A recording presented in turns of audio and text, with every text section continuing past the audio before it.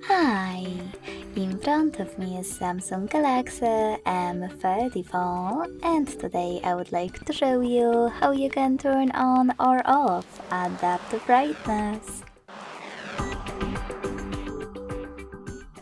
You need to begin by going into Tab menu and clicking on those three dots located on Brightness slider. Now you can tap on this switcher next to Adaptive Brightness to manage it. And to save your changes, select Done at the bottom right corner. So when I do that, as you can see, auto brightness is on. If you want to, you can always go into settings as well.